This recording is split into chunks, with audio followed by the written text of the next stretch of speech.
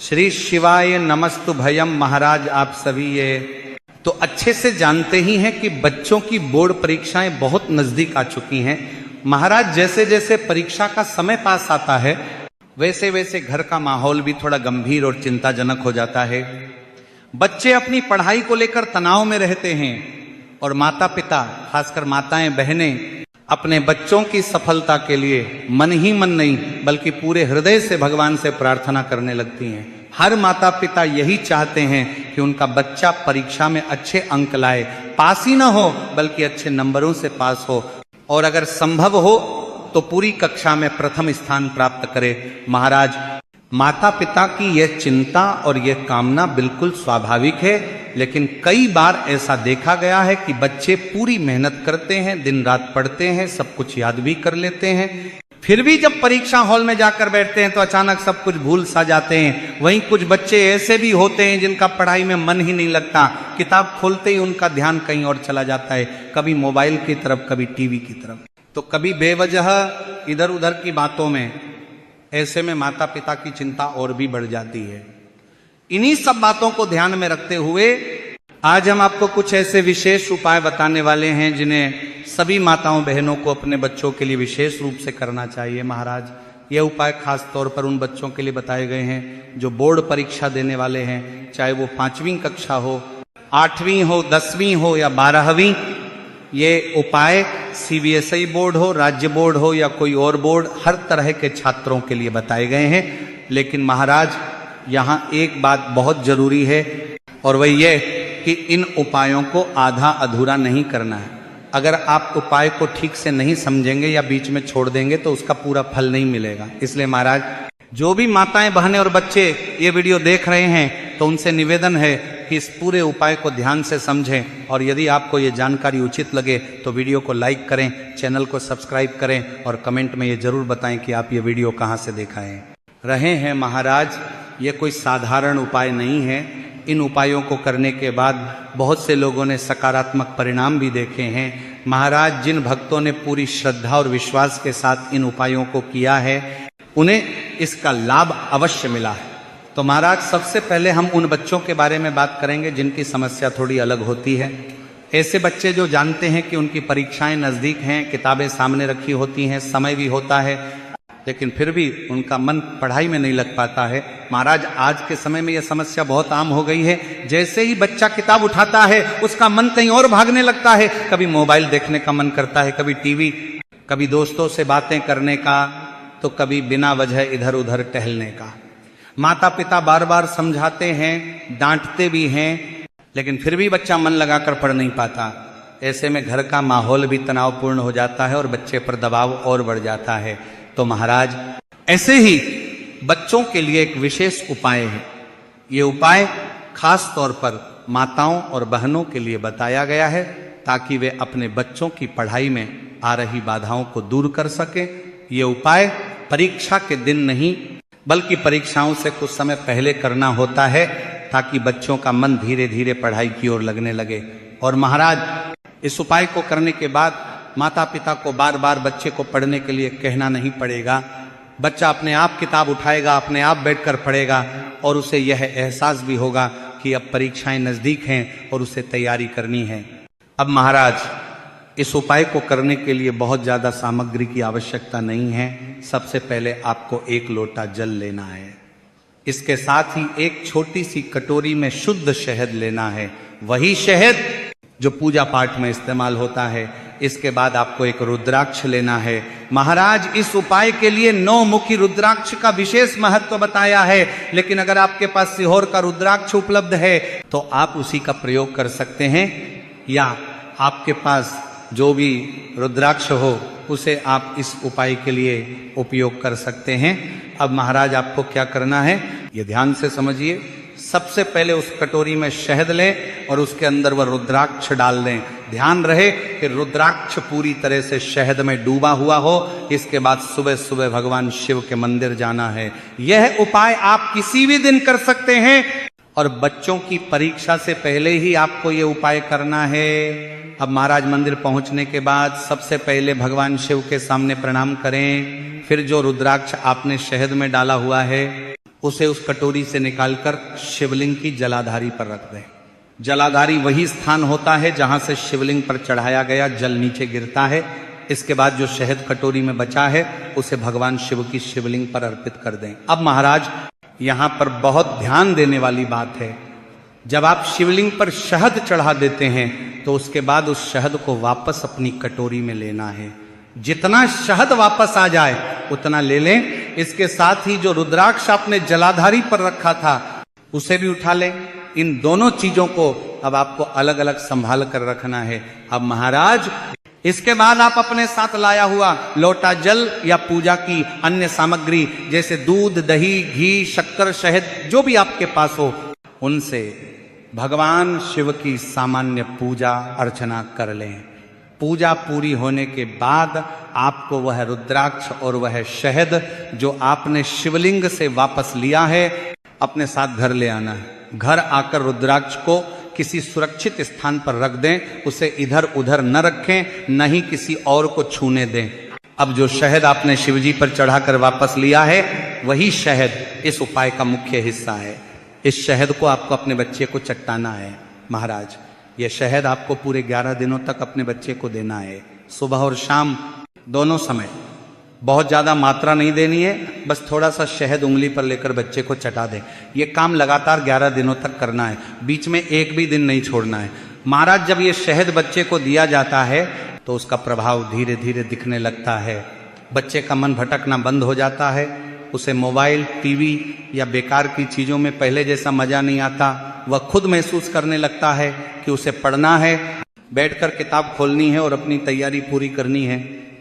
और माता पिता को बार बार टोकने की जरूरत नहीं पड़ती।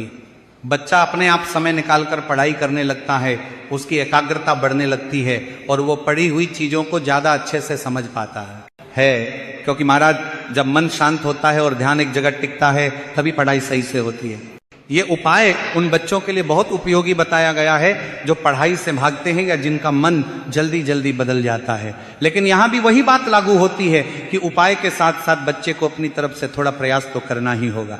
किताब खोलनी है, आप सभी की अपनी तरफ से थोड़ा प्रयास तो करना ही होगी। पढ़ने की कोशिश करनी होगी।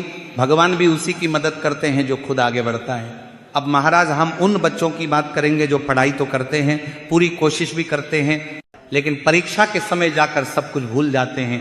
ऐसे बच्चों के लिए ये दूसरा उपाय बहुत ही विशेष है। ये उपाय भगवान शिव से जुड़ा हुआ है और इसे परीक्षा वाले दिन ही करना होता है। जिस दिन बच्चे का पेपर हो उसी दिन सुबह सुबह भगवान शिव के मंदिर जाकर ये उपाय करना होता है।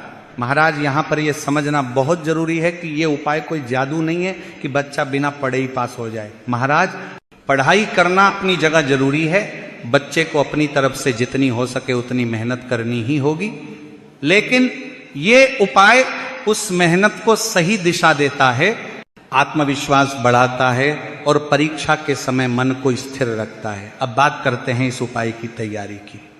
चूंकि परीक्षा के दिन सुबह समय बहुत कम होता है, इसलिए इस उपाय की तैयारी एक दिन पहले ही कर लेनी चाहिए। आपको यह नहीं करना है कि परीक्षा वाले दिन सुबह उठकर भाग दौड़ शुरू कर दें, इससे मन और ज्यादा परेशान हो जाता है। महाराज इस उपाय में बहुत ज्यादा सामग्री की आवश्यकता नहीं है, केवल 2 चीजों की जरूरत होती है।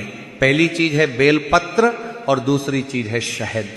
बेलपत्र भगवान शिव को अत्यंत प्रिय है, ये तो आप सभी जानते ही हैं, लेकिन यहां इस बात का ध्यान रखना बहुत जरूरी है कि शहद शुद्ध होना चाहिए। ऐसा शहद जो पूजा पाठ में प्रयोग किया जाता है आप वही इस्तेमाल कर सकते हैं। अगर आपके घर में पहले से पूजा के लिए रखा हुआ शुद्ध शहद है तो वो भी इस्तेमाल किया जा सकता है। अब महाराज कई लोगों के मन में यह सवाल भी आ सकता है कि अगर किसी कारणवश बेलपत्र न मिले तो क्या करें, क्योंकि कई बार ऐसा होता है कि सुबह सुबह बेलपत्र ढूंढना मुश्किल हो जाता है। ऐसी स्थिति में एक ही उपाय है, आप भगवान शिव के मंदिर में जाकर शिवलिंग पर चढ़ा हुआ बेलपत्र ले सकते हैं, लेकिन ध्यान रहे उसे पहले स्वच्छ जल से धो लें और फिर उसका प्रयोग करें। तो महाराज एक बेलपत्र और थोड़ा सा शुद्ध शहद, बस इतनी ही सामग्री आपको अपने साथ रखनी है। अब परीक्षा वाले दिन सुबह आपको जल्दी उठकर भगवान शिव के मंदिर पहुंचना है। ज़्यादा समय नहीं लगेगा, पूरे उपाय में केवल 5 मिनट का समय लगता है।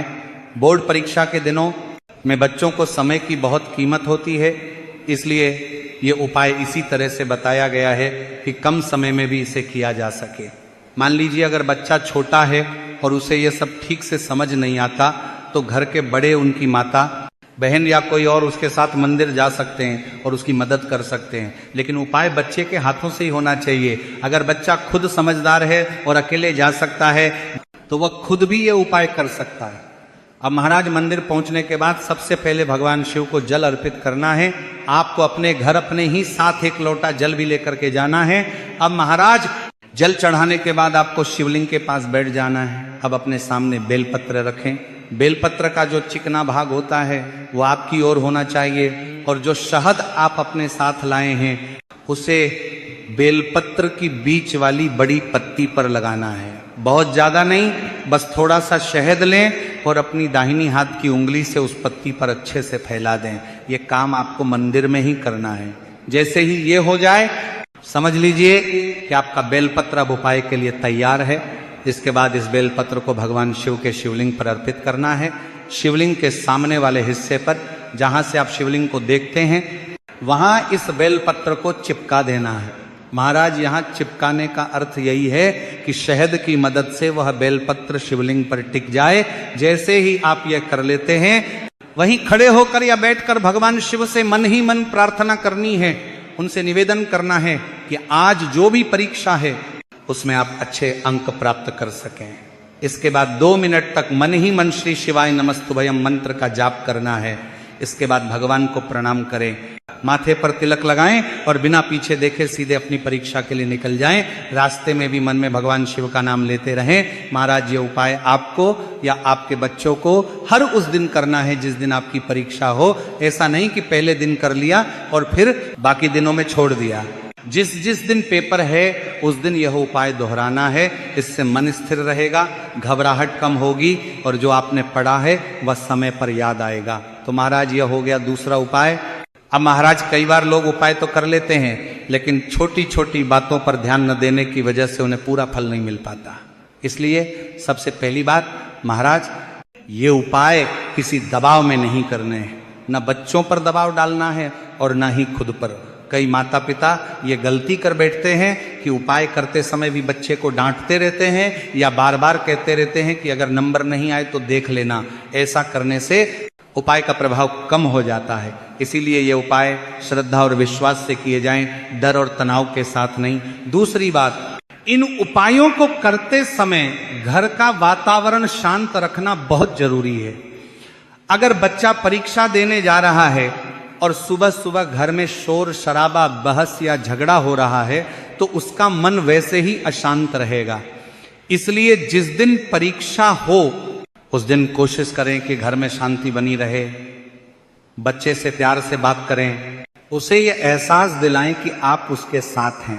महाराज एक और बहुत महत्वपूर्ण बात यह है कि इन उपायों को किसी दिखावे के लिए नहीं करना है। मंदिर जाकर ये नहीं सोचना है कि कौन देख रहा है, कौन क्या कहेगा। ये सब मन से किया जाने वाला कार्य है। अगर बच्चा खुद मंदिर जा रहा है तो उसके मन में यह भावना होनी चाहिए कि वो भगवान शिव के चरणों में अपनी मेहनत और अपनी परीक्षा दोनों सौंप रहा है। अब महाराज कई लोग ये भी पूछते हैं कि क्या ये उपाय सिर्फ बोर्ड परीक्षाओं के लिए ही है? तो महाराज ये उपाय खास तौर पर बोर्ड परीक्षाओं के लिए बताए गए हैं, क्योंकि इस समय बच्चों पर मानसिक दबाव सबसे ज्यादा होता है। 5वीं, 8वीं, 10वीं और 12वीं इन परीक्षाओं को बच्चे और माता पिता दोनों बहुत गंभीरता से लेते हैं। इसलिए यह उपाय इन्हीं परीक्षाओं के लिए अधिक प्रभावी माने गए हैं। इसी के साथ महाराज यहाँ यह भी समझना जरूरी है कि उपाय करने का मतलब ये नहीं है कि पढ़ाई बिल्कुल छोड़ दी जाए। कई बच्चे ये सोच लेते हैं कि अब तो उपाय कर लिया है, भगवान सब संभाल लेंगे। ऐसा नहीं है। उपाय केवल सहारा देता है, रास्ता दिखाता है, लेकिन उस रास्ते पर चलना बच्चे को खुद ही होता है। भगवान भी उसी की मदद करते हैं जो खुद मेहनत करता है। अब महाराज बात करते हैं उन माताओं और बहनों की जो अपने बच्चों के लिए पहला उपाय कर रही हैं। जब आप शहद और रुद्राक्ष वाला उपाय कर रही हों तो उस दौरान अपने मन में किसी भी तरह की नकारात्मक सोच न रखें। मन में यह विश्वास रखें कि आपका बच्चा ध्यान से पढ़ेगा, मन लगाकर पढ़ेगा और सफल होगा। कई बार माता पिता बाहर से कुछ नहीं कहते, लेकिन मन ही मन डर और चिंता पाल लेते हैं। ये चिंता भी बच्चे तक किसी न किसी रूप में पहुंच जाती है। अब महाराज एक और बात जो बहुत जरूरी है, परीक्षा के दिनों में बच्चों की दिनचर्या बहुत बिगड़ जाती है। कभी देर रात तक पढ़ना, कभी सुबह जल्दी उठना, कभी खाना ठीक से ना खाना। ऐसे में उपाय के साथ साथ यह भी जरूरी है कि बच्चे का खान पान और नींद सही रहे, क्योंकि अगर शरीर थका होगा तो मन भी थका रहेगा और थके हुए मन से पढ़ाई नहीं होती है। इसी के साथ महाराज इन उपायों को करने के बाद भी एक बात हमेशा याद रखें कि भगवान भी उसी की मदद करते हैं जो खुद अपनी मदद करता है। उपाय करने का मतलब ये नहीं है कि बच्चा पढ़ाई बिल्कुल न करे, बल्कि उपाय करने से बच्चे को पढ़ाई करने की शक्ति और प्रेरणा मिलती है। इसलिए उपाय के साथ साथ नियमित पढ़ाई, सही समय पर सोना, सही समय पर खाना और थोड़ी सी विश्राम, ये सब भी बहुत जरूरी हैं। इसीलिए जब ये उपाय श्रद्धा से किए जाते हैं और साथ में मेहनत भी होती है तो उसका फल अवश्य मिलता है। हो सकता है कि हर बच्चा टॉप न करे, लेकिन इतना जरूर होता है कि बच्चा अपनी क्षमता से बेहतर प्रदर्शन करता है और यही सबसे बड़ी सफलता होती है। तो महाराज अंत में बस भगवान शिव से यही प्रार्थना है कि वे सभी बच्चों को सद्बुद्धि दें, उन्हें शांत मन दें और उनकी मेहनत को सफल बनाएं। धन्यवाद।